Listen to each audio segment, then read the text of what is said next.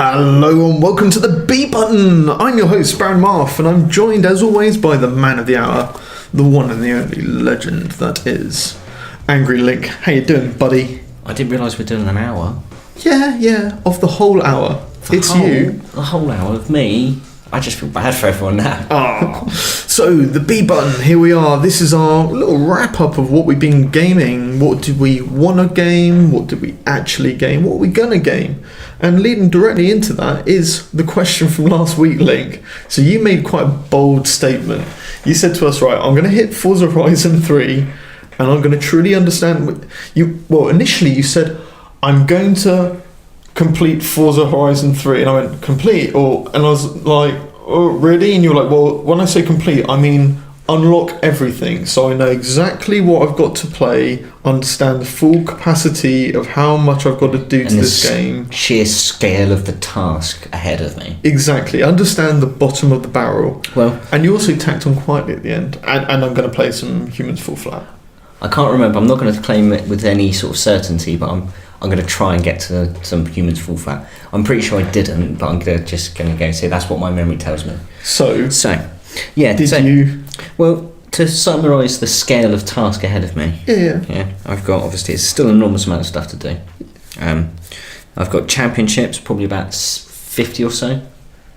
Bucket lists, exhibitions, PR stunts, the Hot Wheels side of things, all of the jumps, and there's the taking photos of 400 cars. Sorry, just jumping back. You said the Hot Wheels side of things. Going back to your point of adding more content for you to do. Yeah. But that's DLC. That's separate from the main game. Right. To put it this way, like my initial one, I was going to finish the showcases and get all of the festivals unlocked, which is basically go around, get loads of fans. Yeah.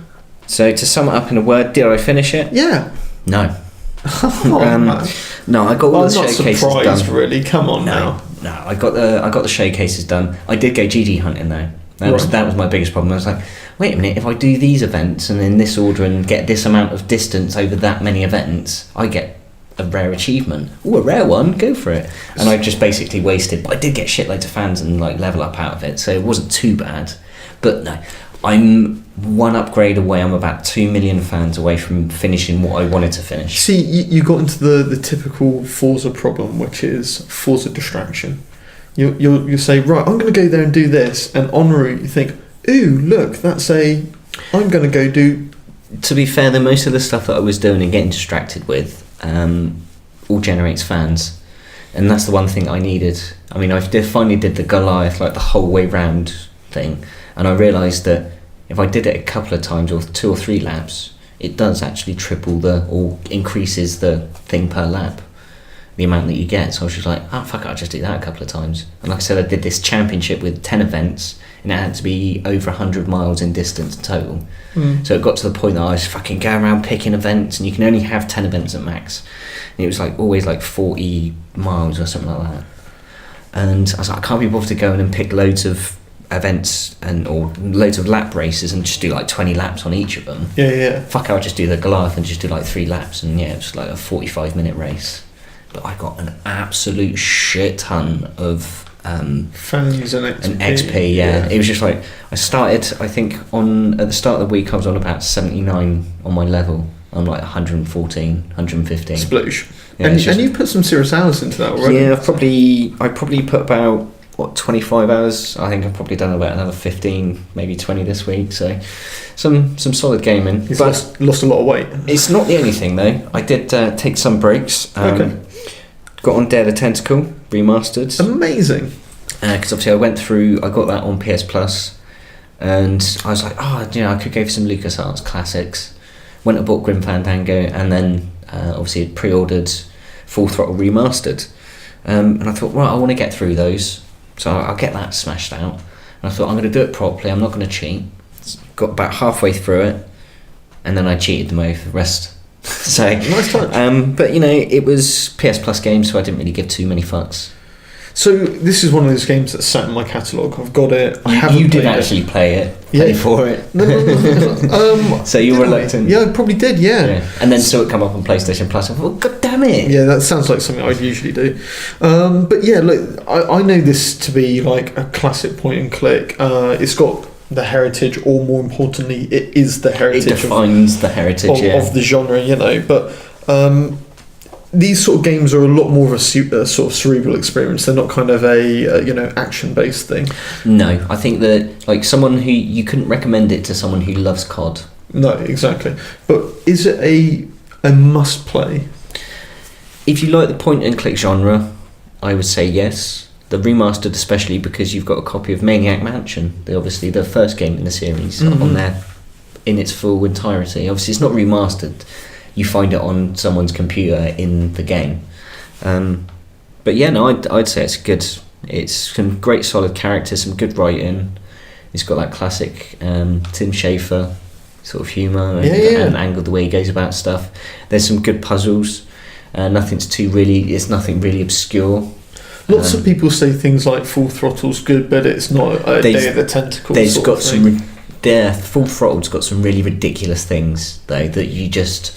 It's Discworld-esque. It takes a really abstract mind to put those two and twos together. Discworld had things where it was like, you have to, over the drain pipe, take a piece of string, hang a worm off it, dangle it through the spit to stimulate the spider to get... You're like, what? Why would I use a worm and a bit of string? Yeah. But it kind of works with the Discworld though, doesn't it? Yeah, because exactly. of its ludicrousness. Exactly.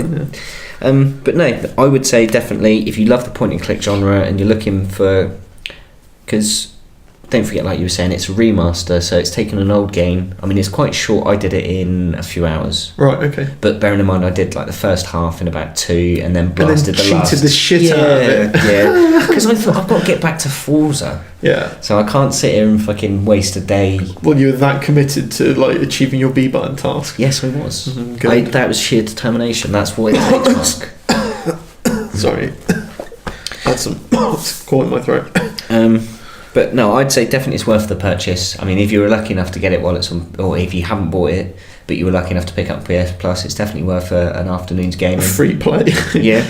Bloody good guy you are. And cheat your way through it like I did and enjoy the story. Because it's really well written. There's some good funny bits in there. Nice. I mean, it don't get me wrong, it does show its age. Mm-hmm. You can tell that it's a 20-year-old game plus 30. Either way. Yeah, it's quite old. It's older than most people that would probably play it. Yeah. But no, it's good fun. Definitely worth it. I'd advise you to have a playthrough of it before. Sweet. Been playing much else? Thimbleweed Park, sticking with the point and click. Nice. I started it up when I bought it. I played, must have been probably about an hour and a half of it. So I didn't really get into it, and I'd kind of forgotten what was going on. So I thought I'll restart that. This is obviously the same day that I smashed through Day of the Tentacle. I felt a bit guilty, so I thought I'll start that up and I'll play through it. Because I paid for it, I'm not going to cheat my way through it. So I'll start playing that. And I 2 minutes in, cheat the shit out of it? No, because I played through all the stuff that I'd already done, and I did remember most of it. But I stopped before I even got past my original save, which I'd already saved over. Great work. So yeah, I'd actually gone backwards on Thimbleweed Park. And will be completely redundant if you don't continue to play it. Yeah, so unless I pick it up again this week, it should be my commit, really. It should, yeah. It should be. But we shall see. More tension. But no, it's one of those. I think I've played it a couple of times now. I know where I'm at with it. I shouldn't be able to. I could probably go back to it in a month and it'll be okay. For those who don't know, Thimbleweed Park, it looks very similar to your point and click S, but it's a new game. You know? It's taken. Think of Monkey Island, but with parallax scrolling. Yeah, exactly. And a few more modern things. Everything's presented exactly the same way it would have been 25 years ago, but it's in widescreen now. Yeah. 4x3. Yeah, exactly. Yeah. Cool. Yeah, good game, Thimbleweed. Yeah, I mean, it's interesting. Again, it's another funny one, really well written. But again, Ron Gilbert was the other half of the sort of trio, or other half of the trio, 1/3 of the trio. Mm-hmm. That was, I think, Dave Gibson. That's probably something that's completely different. And Tim Schafer, obviously at LucasArts, and they pretty much sort of drove this, it. Yeah, this genre. Yeah, one after the other, it's banging them out. Do you know what? I saw you earlier on this week on a bit of Rock Band. Yes, I was. I finally committed to some Danger Zone and Kenny Loggins. It was just, again, reading about we was talking about earlier in the week with Danger Zone's release date, and that kind of inspired me. It was like, Danger Zone, I need to go and get that track.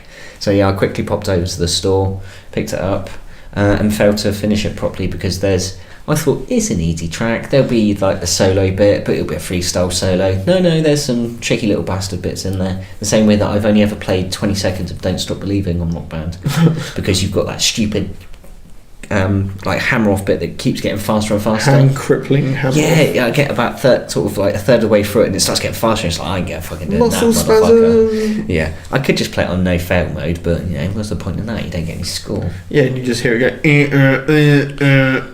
through the whole thing. Yeah, so got the old Kenny Loggins Danger Zone, had to play through that. Again, bought some more tracks, still avoiding Pantera because, again, that's just such a waste of money. It's funny just to watch people that go, I'm pretty good at Rock Band, try Pantera. That's always a good one. And just watch them break. But I did sneak a 50G achievement out of it, though. Nice. I did some Rock Tour stuff and finished some stuff off. Got to keep working those achievements, man. I think I'm knocking on 140 at the moment. Fucking hell. Yeah, so I've just got to push it over the edge. What about any sort of like on the go mobile? Yeah, a couple of mobile games that really caught my attention this week was Portal Quest. That's on obviously Android. It was probably on iOS as well. I'm just too lazy to check. Nice. It's a cheeky little RPG. It's your pretty much standard stuff of most RPGs. You know, you've got it's an automated. You've got waves of fucking enemies, and you've got your skills that builds up, and then the only interaction you have is the unleashing of said skill. But it's got one of those ones where you got the crafting system and you can rank up your characters when you get drops from certain levels, and I mean it's grindy as fuck and you've got to keep going grinding the shit out of stuff, but there's loads of other little bits and bobs that is worth sort of unlocking. Nice. And there's still stuff to unlock, so it's kind of still got my interest and attention. Do you think it will hold it for another week? Maybe another week, but I can't see it. Put it this way, I can't see it being played when Absolver comes around. Like, it might be on my phone, but it'll be like thinking, why have I still got that on my phone? I haven't played that for months. Yeah. But you never know. The other one, though, is Rogue Life. This has actually got a bit more to it. This is a shoot 'em up straight RPG. Okay. So, not the most likely of crossovers you'd imagine, or mashups, but... So, what sort of style is it from a, when you look at the game, is it like a top-down? Is it a well, you could think of it as like a temple run look. So it's an endless runner in a sense. Obviously there is an end to the level, but you sort of just constantly scrolling and you can control the left and right. So you can just leave it and it does it automatically, so it's just almost like the perfect game because you can still play it while not actually playing it. It's brilliant. I love this movement now that we've gone to of just automating our gameplay. So we're just really running stats. We just go in now and look at the statistics. I can spend stuff, I can get new stuff. Great, I'm bored, I'm out. Peace. Yeah, and then come back 2 days later. Yeah, I've got more stuff. Oh look, I've got more skills by not playing it. Yeah, brilliant. But no, this has actually got a bit more to it. You can get involved. But it's like I said, it's a shoot 'em up element. So you'll just basically control the side to side.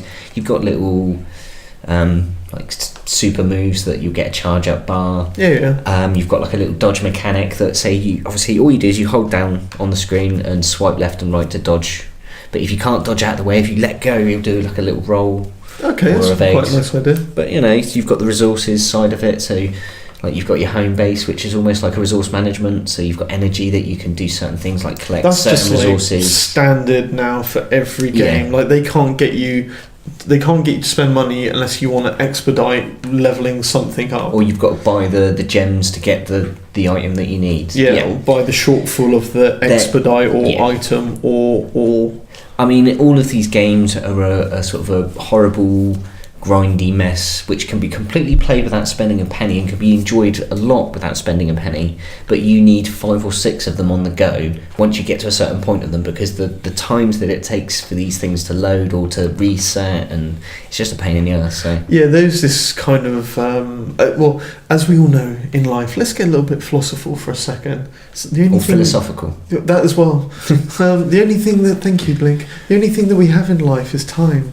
So they're asking you to give it to them. Yeah, the most precious thing that can never be replaced. And it comes at a cost, but I'm not sure if I'm willing to pay theirs. Like I say, you can just sort of go, right, I'll start that level up and put the phone down. Or do you know what I do? Is I go, okay, it's got a bit grindy, delete. Yeah, which in like all of the mobile games that I play on my phone, other than the Kairosoft games, have all gone the same way. Uninstall. So sticking with grinding and having to sit there going over and over the same levels time and time again just so I can get this one thing that I want. How did your hunt for the Hugen Flugen Schmugen rifle from 1917 go? Oh, my Battlefield run. Yeah, did you get your stake in the ground, your commit for the week? So that was, because I was at like level 6, Yeah. or just tipping level 7, and I had to get to level 10 to get the Helgen Flugenschläger, whatever it was, 19 something. Because I remember your trepidation from last week was the concern that you couldn't remember how the level up system, how it extrapolated. Yeah. So Did it just go, oh right, no, it's the same level each time? yeah, you got to get 1,000 points every time. I've got a horrible feeling, or had a horrible feeling, that in Battlefield it would kind of go, you smash through 7, it's okay at 8, 9's starting to slow down. Oh my god, it's taking 10's like 5 times what it was on 9. Yeah, exactly. So did it go that way? I wouldn't know, because I didn't even turn Battlefield 1 on. That's my commitment to you, the listener. I'm going to talk about shit that I'm going to play, and then I'm not going to fucking play it, and you can't hold me to it.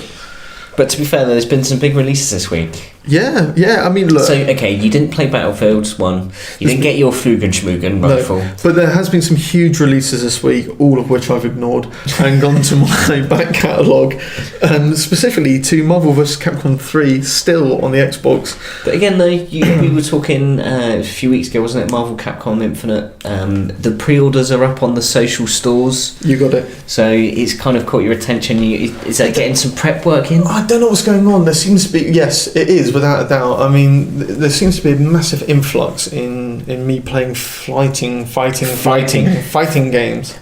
That's it. That's a genre. We've come up with a new genre, a flighting game. Fighting games. So it's a case of you've got to avoid the fight and run. Yeah, fight or flight, your choice. Basically Marvel vs. Capcom just be mashing out the mission system. So in the sort of single player training bit, you can go in, there's sort of 8 to 10 missions, and it starts off with like, do a fireball, and then it moves on to like, do a fireball and an uppercut, and then it's like, launch them in the air, do 5 hits in the air, blah blah blah. Just keeps building it up progressively. Because the Marvel Capcom games have always had like the air combo system, haven't they? That there is a distinction between, say, Street Fighter and Marvel vs. Capcom. Yeah, so you've got 3 attacks, light, medium and hard, and then you've got your launch, and if you hold down the launch you go up with them, and then it's carry on your combo in the air. So it'll be like, light, medium launch, and then in the air, then it's like another 5 or 6 hits to sort of bring it back down. And then get in the super, because you've got air supers, ground supers, triples, all that sort of stuff. So I mean, it's for me one of the most instantly accessible sort of combos which are out there. I think it's one of those where you can just, if you can just put it on, you can and sort of get to that mission system, you will knock out some combos. So is it almost a button masher's delight? No, not at all. No, it does take some technique and some strategy. The second you hit the wrong button, your combo is going to stutter and slow, and you're going to go 1 2 1 2 3. But if you know what you're doing, you're going to knock out like 15 20 hits. Nice. So well worth it. But do you know what I realised? I realised playing on a joypad is still having an effect. I might be at a disadvantage to arcade stick users. No, you are at a disadvantage. Yeah, I know, but I've just fought it for years. Ever since I really learnt to play Street Fighter. Yeah, I played it in the arcade, but it was very much a novelty.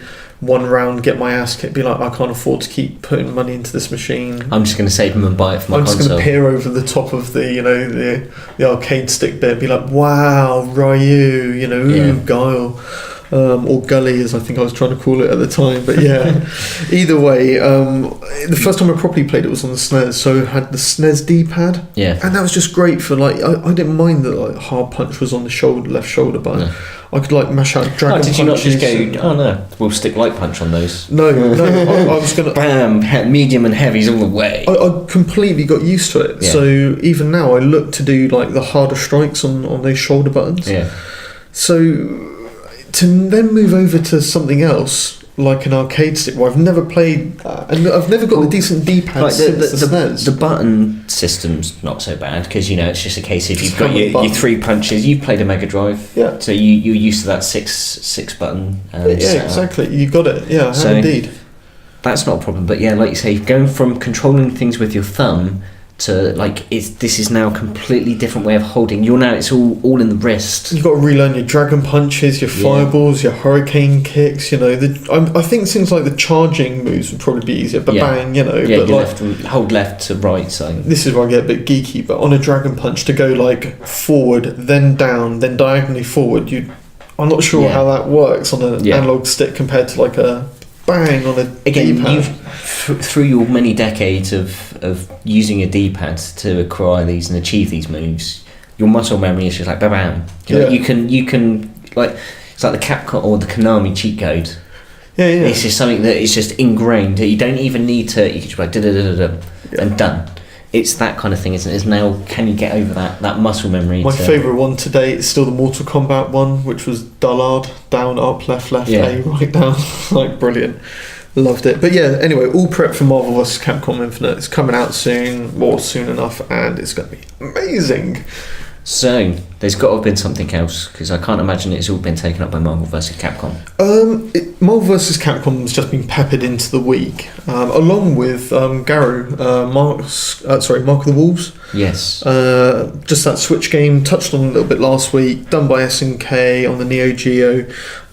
It was 2D back when everybody was just sort of breaking into 3D. 1999, you know, that sort of timeline. But yeah, absolutely amazing, just really, really solid. I was playing some sort of Fatal Fury, I think it was original Fatal Fury, playing on the Xbox. There's like, you know, the 639 down. I was like, yeah, I'll play that. It was bollocks. It was really dated and just didn't work. I mean, it had an interesting sort of, you know, the range sort of thing, jumping between front and back of the sort of of the arena, but it was just a bit shit. Didn't control very well. Like you say, it was because SNK were in that fortunate thing, because Capcom had Street Fighter.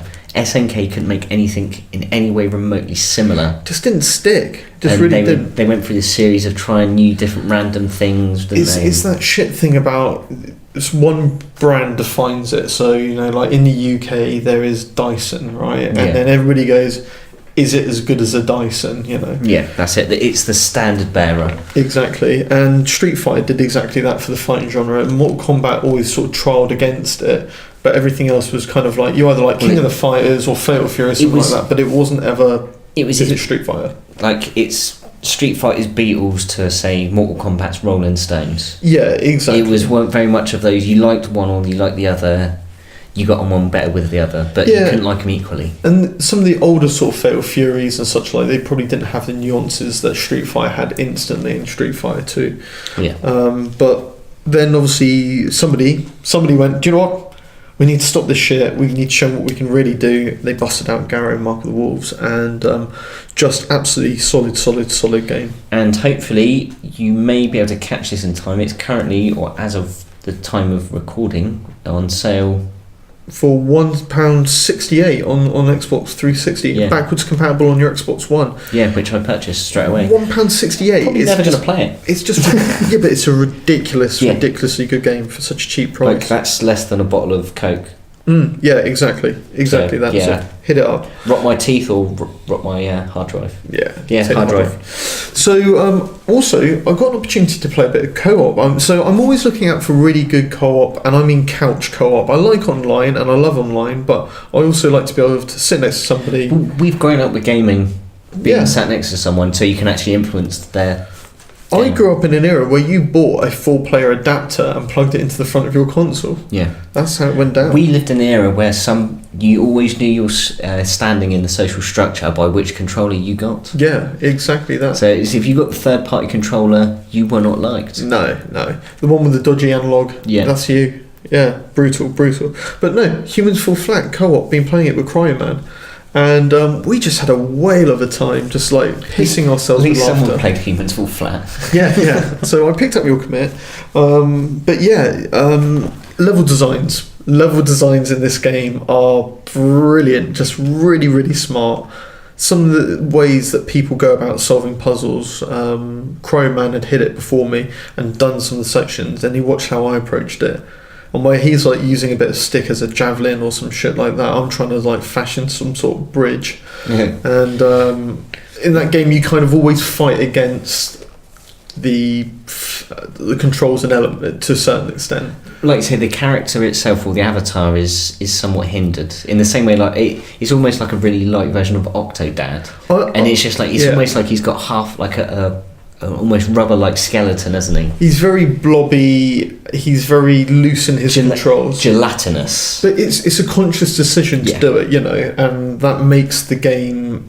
It makes it's not a hindrance, but it is something that you have to play around, and it's done on purpose. You know that you're controlling a puppet essentially. Yeah, very much. And you have to approach everything. I was talking about the climbing element. I love the way that you've just got to sort of give it the old the Germans dancing thing from Kevin and Perry, and just hoik yourself up. I've actually been practicing the art of sort of slapping myself on the wall and then hanging from one arm, swinging back and forth, and then getting the next hand sort of stuck slightly higher, then swinging my way up to the end. You can actually climb up walls. Yeah, but it takes ages to get it right, because you have to. The thing is the way that you tell the game whether you want your hand, which you're holding up in the air, to stick to the wall, is whether you turn the camera around enough for it to bump into the wall. Yep. So whilst you're swinging back trying to get it right, you also have to swing forward and then whack the camera around to hit it, and it's a bitch. Yeah. It's a bitch. But great. Oh, there were some stairs there. Bastard. Well, the thing is, what Cryoman and I realised that when we were playing is that we actually... it's as much fun to help somebody as it is to hinder them. So at one point where he's trying to put 2 poles behind a lever to keep something open, I've got one of the poles, and I realise that effectively I am the Mr. Soft version of Bruce Lee, and I'm trying to whack him with this pole like dun, dun, dun, dun, dun, dun, dun, and he's sort of then wrestling it out of my hand, and we're doing some sort of like Jet Li and Donnie Yen-esque sort of holding one pole, spinning around each other, fighting sort of shit going on. He's whacking me in the chin, I'm bending backwards, doubled over, and then springing back like a blow-up doll. It was hilarious, man. So a fine return to form of couch co-op. Yeah, I mean, for me, I knew that we got back to the proper sort of couch gaming zone, the point where he picked me up and threw me off the edge of the map. And I landed in a bundle next to him when I dropped back onto the map again. So I carried on with the level. I was like, yeah, there we go. Should we actually get on with something? Yeah, I suppose you better. Yeah.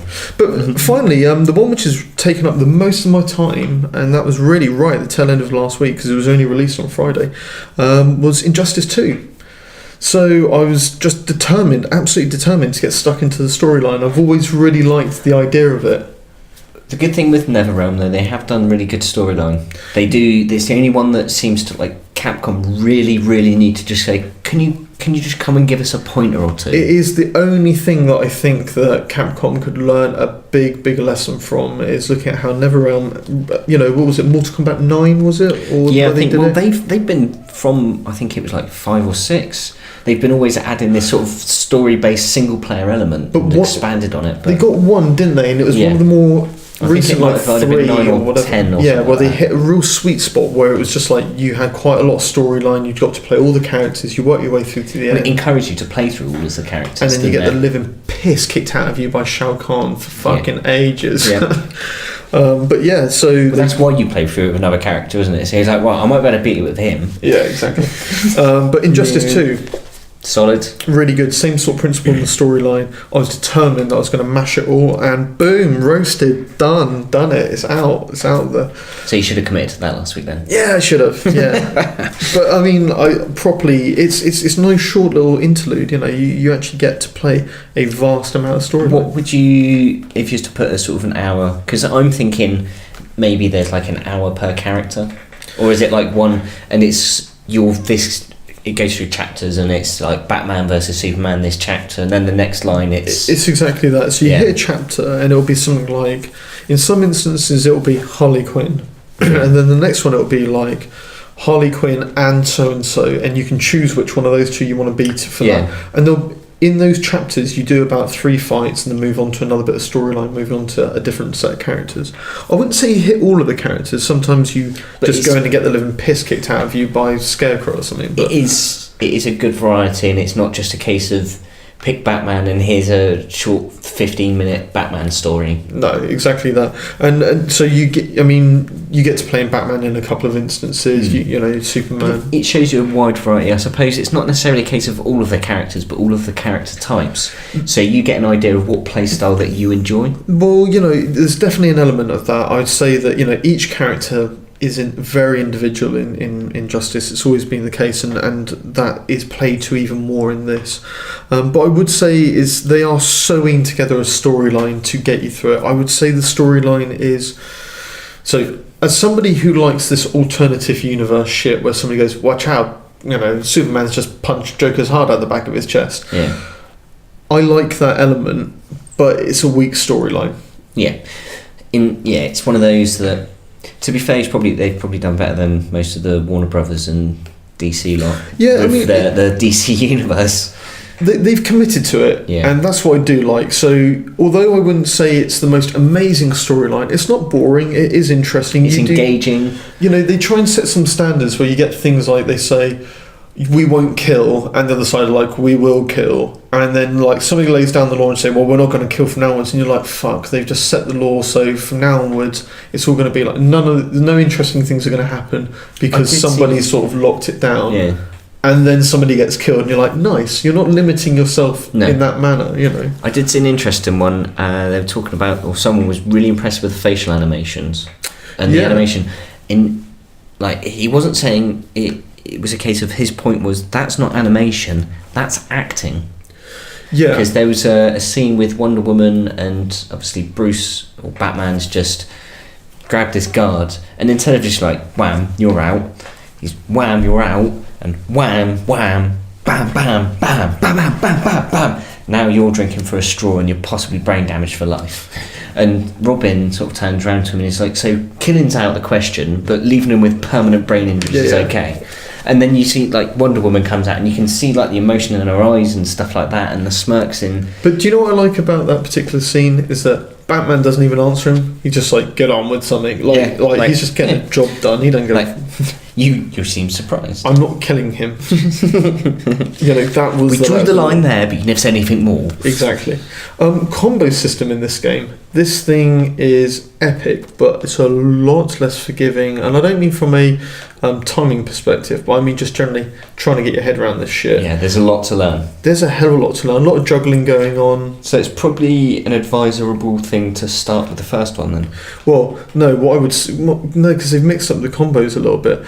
What I would say is that there's an opportunity to do a little tutorial at the beginning, and it gives you some very basics. I mean, like a 4-hit combo. Yeah. And then after that, it's like, off you go, good luck. Yeah. And then if you go onto like YouTube, it's like, show me some of the combos for this character. And this guy's like knocking out like 15, 20 hits, and they're dicking like half your bar in life. Yeah. And you're like, fuck, man.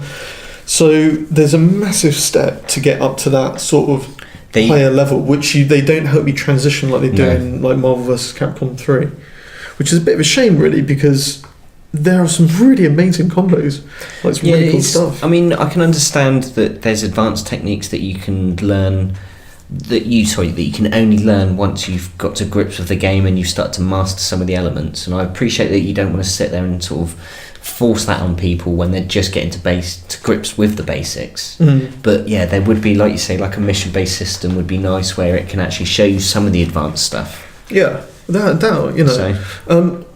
overall, this game, I'd say, if you're looking for a AAA fighter, I mean, like you said, you've got some amazing graphics in there. If you look at some of the animation on like Batman's eyes when he's still wearing the mask, and you get he's blacked his face, but the inside of his eyelids are still pink, you know, and like the lip movement, all of that looks really, really good. You've got a really solid little fighting combo, well, not little, extensive combo fighting system. You've got a really solid storyline as well, which takes you through, like, I'd say a good 20, no, it's a bit... It involves a fair amount of the roster. Yeah, you know, a huge chunk of the characters, and it's long as well. There's it's got enough content to sort of be worthy of a one-player single, experience, storyline experience. And then after that, once you finish it, as well as all the usual like playing online crap, you've also got the multiverse element where you go on and develop your character, so you can like get different bits of armor to up your stats, make your hits a bit harder, or so there's like a whole RPG elements to it. Yeah. So really, like a huge package for your money, depending on whether you're going in at £50 or £90 for the Uber edition. But yeah, well worth it. Well worth a link. And a link or a look, but either which way, it is a link into commitments for next week. Yes. So, Link, as always, what we like to do is commit to what we're hitting up next week. Yes. And then, demonstrate that we fell miserably to do it. So... Well, I think I fell just short. I'll clear the rest of what I need to do up tonight. So... But what are you going to do? What's your commit for next week? So right, yeah, like I say, I'm going to put down Forza, or I'm putting down Forza. I've just got that one last festival to get unlocked. Fatal last words. Yeah. But it's a few fucking races and championships. It's not going to take me long, maybe a couple of hours. I see my point. I'm going to get that wrapped up and finished off. Obviously, admittedly late. But then I'm going to restart Sword Art Online. Obviously, I started this months ago. I got probably about 10 hours into it, and then thought, no, I've got to play through Tales of Zestiria, and look how long that's fucking taken me. So I'm going to make a start on that and put a damn good showing in and get good 30 hours down. 30 hours? 30 hours. So you're going to smash a minimum of 30 hours. A minimum of 30 hours. And actually playing it, so I could just cheat and just leave it online overnight, and then just look, I've got it, I take a picture of the time, see? Are you going to do 30 hours of gameplay on Sword Art Online? Does that mean resetting your character? Yeah, restarting. By this time next week? Yes, I'm hopeful. Whoo-wee, there's a commit, folks. There's the commit. Yeah, because I'm thinking it's just under 5 hours a night. That is a commit. Fair play. Okay, well look, for me, throwing it out there, what I'm going to do is I'm sticking my stake in the ground saying Shadow Warrior 2 came out last Friday, bit of a stealth release, great game, got some co-op in there. I'm just hitting it. I'm hitting it hard. You've been looking forward to this for months. Obviously, you were really disappointed when it came out on PC. It's been out on PC, I think, about 6 months. Yeah, I know. And there was no mention of when or what consoles it was coming to. No, and then they did say that it was going to come out soon, and you're like, it's coming to consoles. Yeah. And then recently they said, yeah, it's coming out on the 19th, and I was like, sweet. So I searched everywhere online, sort of pre-order or go. No, nothing. Hard copy, nothing. Because I don't think it did go physical, did it? Well, but the thing is with these sort of situations is when you look for stuff like that and they're saying it's coming out on this date and you can't pre-order it or no one's trying to sell you it, you're like, that's a bullshit date because people will be trying to flog it to me by now. Danger Zone had the same thing. It's like, oh yeah, I should pre-order that because it's a tenner. I know I've got a tenner in my fucking account. That will go straight into Danger Zone. But no, I couldn't find it on pre-order. I even on the PlayStation Store went on there. You put in Danger Zone and it's like Kenny Loggins. Yeah. So yeah, it came out. Amazing. So, and do you know what? For those who are listening, please, you've got probably about 7 or 8 days left on this deal. It comes with a free copy of Shadow Warrior, the first game. And it's half price, so instead of $54.99, it's like 27 something or whatever it is. But yeah, just it's an amazing game. The first game's amazing. I mean, they're pretty simplistic sort of like shooter hack 'em ups, but just for the name of the character, you've got to play it. It's like you say, it doesn't take itself too seriously. It's a solid enough game. It's a bit janky and ropey at parts. It's not the best looker, but it's good fun, and there's enough to it that it will give you a good 15 hours of enjoyment. Yeah, at least. I mean, think of a Duke Nukem, but with not as in like a game which comments and breaks the fourth wall and takes a piss out of itself and all that sort of stuff. But think of a Duke Nukem, but actually probably a bit better gameplay. Nice. Yeah, so well worth a look. Definitely something you should be hitting up. So, okay folks, there we go. We're going to wrap another one of these bad boys up. That's the B button, bing bang boom, there and done. So as always, if you like what you heard, show us some love, give us a like, and also if you want to hear a little bit more of the ESG games, or the podcast I should say, then hit the subscribe button, come and find us. Until next time, from the AngryLink, it's Adios. and from the Baron, I'm out.